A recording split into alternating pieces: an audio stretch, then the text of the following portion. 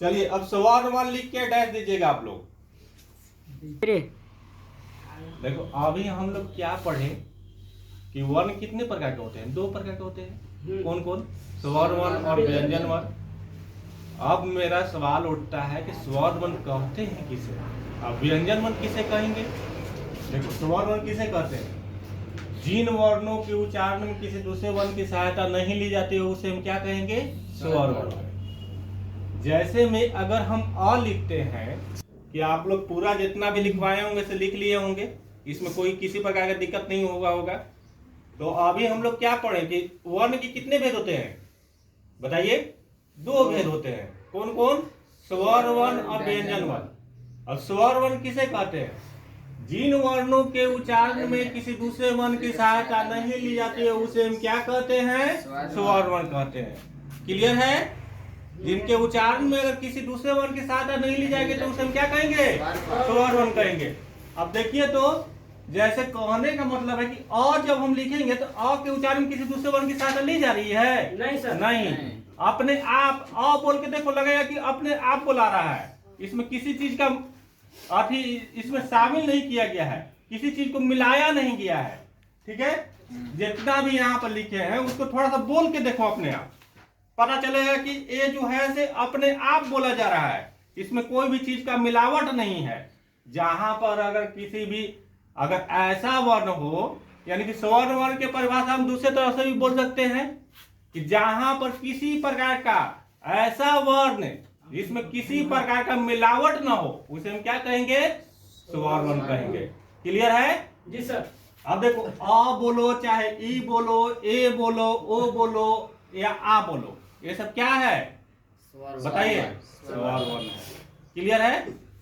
चलिए अब मेरा सवाल उठता है कि स्वर वर्ण की संख्या कितनी है? तो स्वर वर्ण की संख्या कितनी है? 11 होती है। कौन कौन होती है? अ, आ, ई, उ,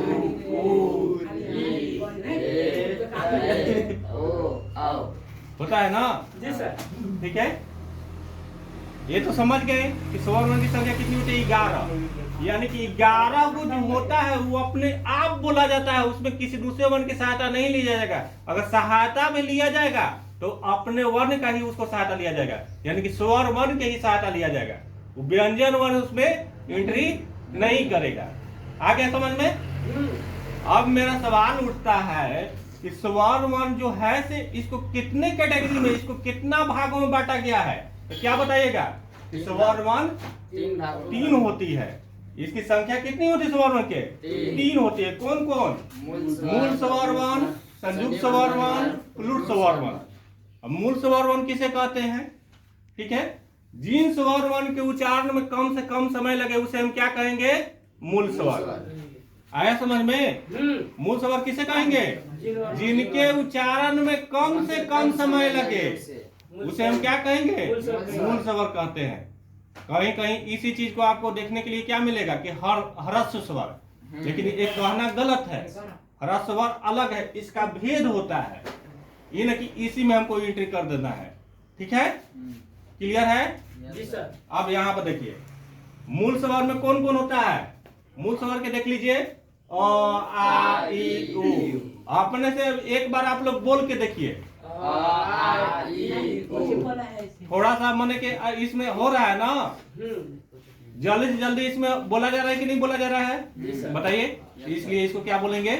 मूल स्वर बोलेंगे। ठीक है? मूल स्वर की संख्या कितनी होती है? 7 होती है। कौन कौन? आ, ई, उ, री। कितने होते हैं? 7 होते हैं मूल स्वर की संख्या। समझ में आ गया? जी सर। यानी कह सकते हैं कि अ से लेकर री तक होता है तो क्या होता है? मूल स्वर होता है। ठीक है?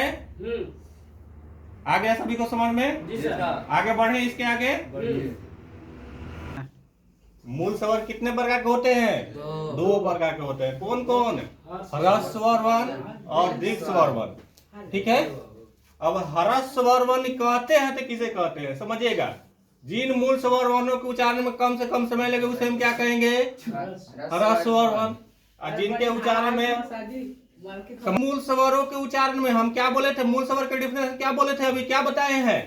कि जिन स्वर वर्णों के उच्चारण में कम से कम समय लगे उसे हम क्या कहेंगे? मूल स्वर कहेंगे। अब मूल स्वर के उच्चारण में कम से कम समय लग रहा है तो उसे हम क्या कहेंगे? ह्रस्व स्वर कहेंगे। ठीक है, जैसे अ ई उ री, इसको अपने से आप बोल के देखिए, एक साथ में बोल पा रहे हैं कि नहीं बोल पा रहे हैं? आ ई उ री। अ ई उ री एक बार में बोला जा रहा है कि नहीं बोला जा रहा है? यानी कि कम से कम समय लग रहा है इसको बोलने में। जी सर। इसलिए इसको हम क्या बोलेंगे? बोलिए, ह्रस्व स्वर बोलेंगे। क्लियर है? अब आप लोग से पूछा जाए कि ह्रस्व स्वर की संख्या कितनी होती है? 4 होती है। कौन कौन? अ ई उ री। क्लियर है? जी सर। और इसके सिवा जितना भी बचेगा उसे हम क्या बोलेंगे? दीर्घ स्वर। दीर्घ स्वर की संख्या 3। मूल स्वर की संख्या कितनी? मूल स्वर की संख्या 7। ठीक है, जिसमें ह्रस्व स्वर की संख्या कितनी? 4। दीर्घ स्वर की संख्या 3। आ गए सभी को समझ में? अच्छा, अभी जहां तक वर्ण से आप लोग के यहाँ ह्रस्व स्वर तक पढ़ाए हैं तो पूछे हम, बताइएगा आप लोग? क्वेश्चन पूछे? Yes sir. बोलिए। जी सर। जी सर। आप लोग बताइएगा, अगर अच्छा से समझ गए हैं तो आप लोग बताइएगा। हम सब समझ जाएंगे। बोलिए, स्वर वर्ण किसे कहते हैं? जिन जिस वर्ण के उच्चारण में कम से कम समय लगे उसे स्वर वर्ण कहते हैं। क्या है? बोलिए कोई। One sir. स्वर वर्ण किसे कहते हैं? जिन वर्णों के उच्चारण में कम से कम किसी दूसरे की सहायता नहीं ली किसी जाती है, दूसरे वर्ण की सहायता नहीं ली जाती है उसे स्वर वर्ण कहते हैं। जिन उच्चारण में किसी दूसरे याद आप लोग के अच्छा से अभी नहीं हो रहा है, बोले सर। इसलिए थोड़ा सा अति कीजिए। जो पढ़ा रहे हैं उसको ध्यान से सुनिए, क्या हम बता रहे हैं इसे। जिन वर्णों की ठीक है? किसी दूसरे वर्ण की सहायता नहीं ली जा सकती है। बोल रहे हैं। वर्ण की संख्या कितनी होती है? वर्ण की संख्या बताइए आप लोग। 2।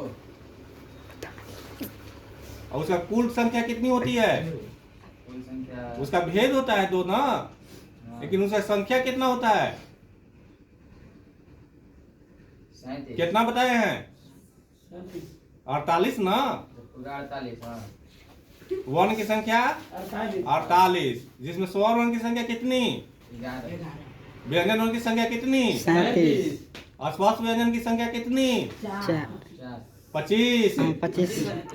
25। जब 37 है तो तुम लोग का कैसे हो जा रहा है जी? 50 कैसे बोल रहा है?